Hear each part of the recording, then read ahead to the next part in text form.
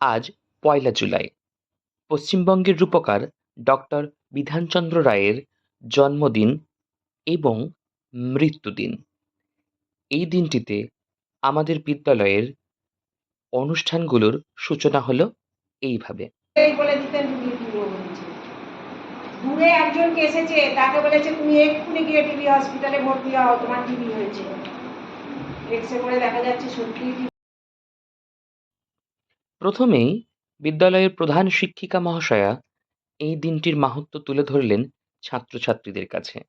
তারপর মাল্যদান করলেন ডক্টর বিধানচন্দ্র রায়ের ছবিতে। এরপর একে একে পুষ্পাঞ্জলি দিল বা পুষ্প প্রদান করল বিদ্যালয়ের অন্যান্য ছাত্রছাত্রী এবং শিক্ষক শিক্ষিকারা। আর তার সঙ্গে মাহাত্ম্য বর্ণিত হলো এই বিশেষ ব্যক্তিটির।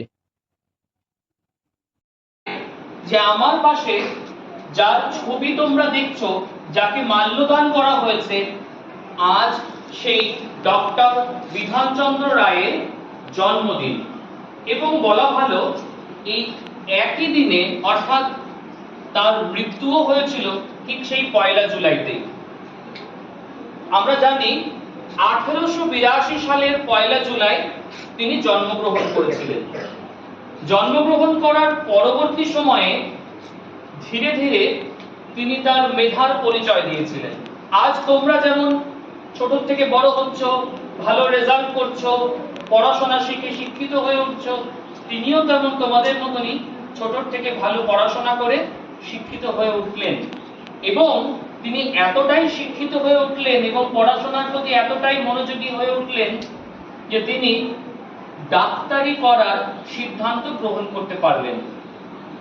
এবং তিনি ভারতের বাইরে, ম্যাডামও তোমাদেরকে বলেছে, ইংল্যান্ডে গিয়ে কিন্তু সেখান থেকে ডিগ্রি অর্জন করে নিয়ে আসলেন। এমআরসিপি এবং এফআরসিএস এই দুটো ডিগ্রি তিনি অর্জন করেছিলেন, যেটা আজকের দিনেও ডাক্তারদের অর্জন করা কিন্তু বিরল। তো তিনি ছিলেন সেই মহান ব্যক্তি যিনি সেখান থেকে শিক্ষিত হয়ে আসলেন, সেখান থেকে বিভিন্ন বিষয় শিখতে আসলেন। এসে ভারতের মানুষের জন্য, মূলত বলা উচিত পশ্চিমবঙ্গের মানুষের জন্য, সেবাতে ব্রতী হলেন। আজকে যেটা তোমরা জানো নীলরতন সরকার হাসপাতাল নামে পরিচিত, তিনি সেখানেই এই ডাক্তারির অধ্যাপক হিসাবে জীবন শুরু করলেন। অর্থাৎ যারা ডাক্তারি শিখবে বলে আসছিল তাদেরকে তিনি শিক্ষা দিতেন এবং নিজেও ডাক্তারি করতেন। এর পরবর্তীতে দেখা যায় তিনি কিন্তু ভারতবর্ষের জন্য, আমাদের পশ্চিমবঙ্গের জন্য আরো অনেক কিছু করে যেতে পারলেন।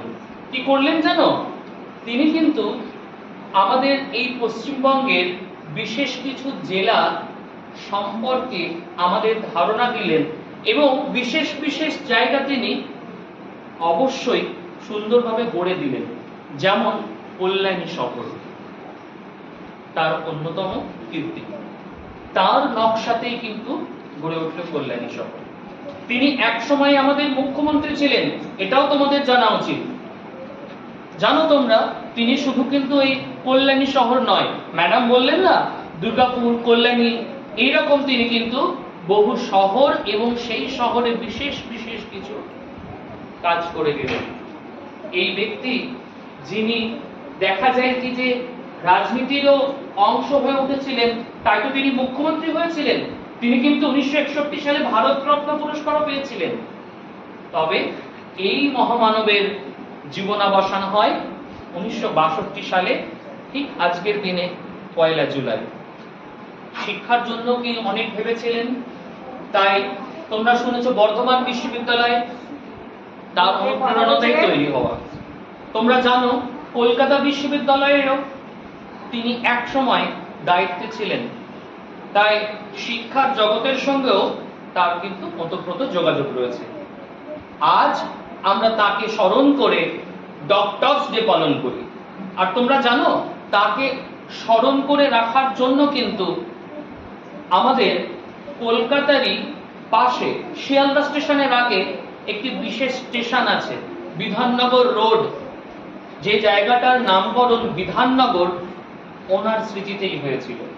তাই আমরা ওনাকে শ্রদ্ধা জানানোর জন্য সবাই করজোরে একবার প্রণাম জানাই। প্রত্যেকে এইভাবে একবার প্রণাম জানাও, প্রত্যেকে। বেশ।